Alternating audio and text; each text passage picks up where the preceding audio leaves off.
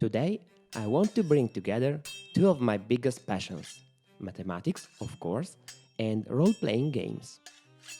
More specifically, we are going to build a minimalist set of dice that is based on some important ideas from mathematics. What you are looking at now is a die, not the most common one in board games, but definitely one of the most famous for fans of role-playing games like Dungeons and Dragons. It's a 20-sided die, which in geometry is called an icosahedron. Here is the idea.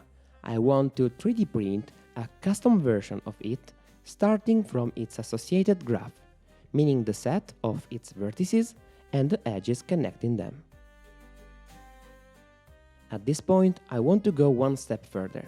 I want to remove even more, making the structure as essential and light as possible, but without disconnecting it into separate parts, and without compromising the stability of the vertices the die will rest on after being rolled. What I'm looking for has a precise name in mathematics. It's called a spanning tree. It's the most economical way to connect all the vertices of a graph, where economical here means using the smallest possible number of edges.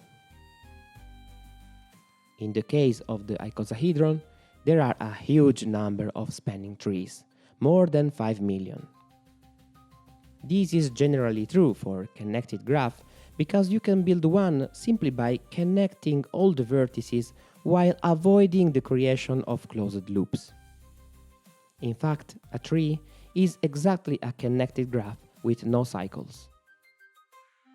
What you are seeing here are examples of spanning trees of the icosahedron. But I want to go even further. I don't just want to avoid the cycles. I also want to avoid branching points, meaning vertices where 3 or more edges meet. In other words, I want a structure that is a single path passing through every vertex exactly once.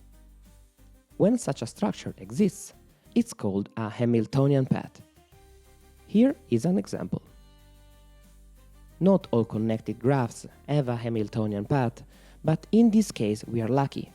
The regular polyhedra, meaning the 5 solids behind the most classic dice, do admit Hamiltonian paths, and this is exactly the idea I used to build my dice. At this point, since I had no experience with 3D modeling, I had to learn everything from scratch. I had never done it before, and I know I still have a lot to learn. If, like me, you are just getting started, I can tell you that I tried several free software options and I felt comfortable with some of them. In particular, I recommend onshape. Even though it's a professional tool, with a few tips and tutorials, I was able to get results I'm quite happy with. In the description, you'll find a link to some of these files.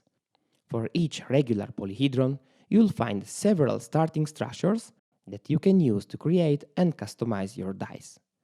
I also included some more artistic versions that are already ready to print. Before showing you the printed dice, let me ask you a small favor. If you enjoy this kind of content, leave a like and subscribe to the channel. It really helps these videos reach more people. On Don't Panic Math, you'll find activities and ideas for students, teachers, and anyone who enjoys mathematics. I don't post very often, but I always try to bring you something original. Please subscribe. Let's take a look at the first prints. I started with the 20-sided die. The design is based on a Hamiltonian path that I turned into a snake. The die is well balanced, although it won't be perfectly fair. If you want to improve this aspect, you can add some weight to the vertices. I arrange things so that if there is any slight imbalance, it favors higher numbers. Don't tell your dungeon master. In any case, the difference is really minimal. After printing, I added a bit of color. I'm sure you can do a better job than I did, but take a look at the result. I'm holding the Hamiltonian essence of a D20.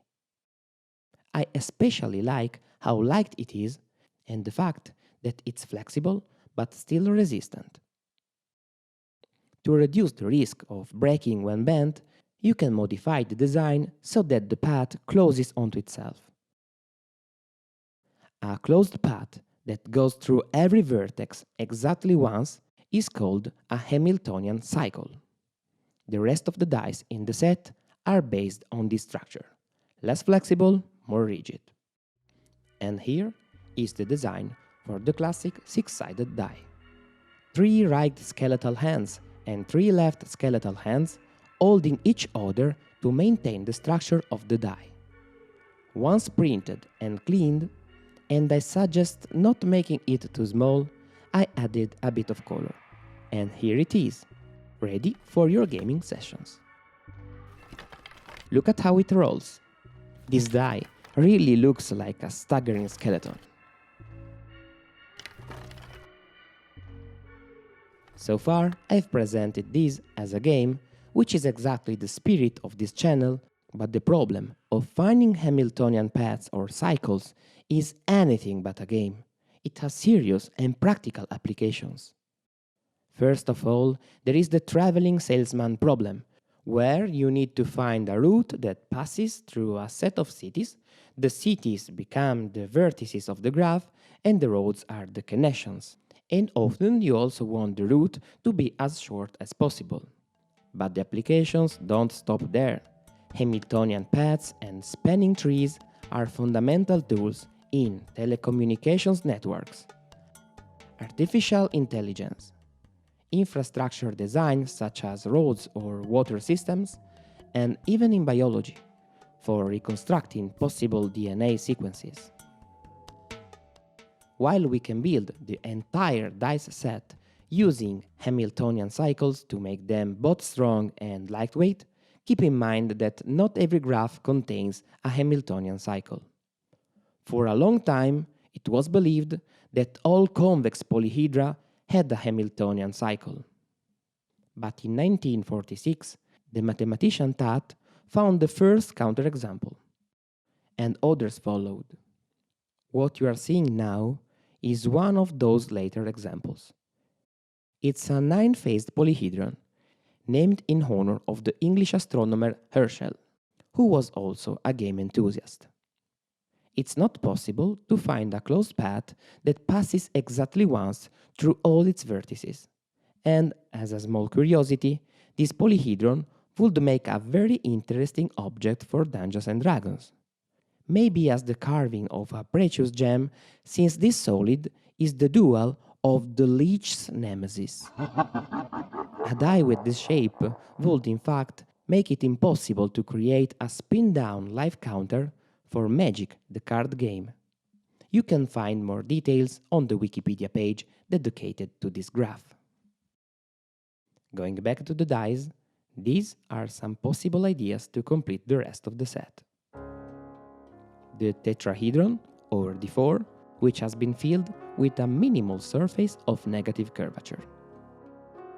The octahedron, D8, made from a metal profile with golden numbers and embedded gems.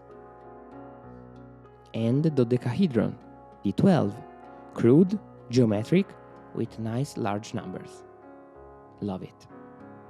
The STL files are in the description, and I'll probably add more because I'm still working on it.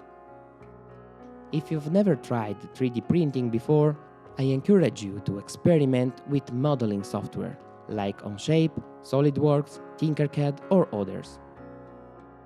I started from zero, and I'm proof that it's never too late to begin. Let me know what you think in the comments, and in the meantime, don't panic.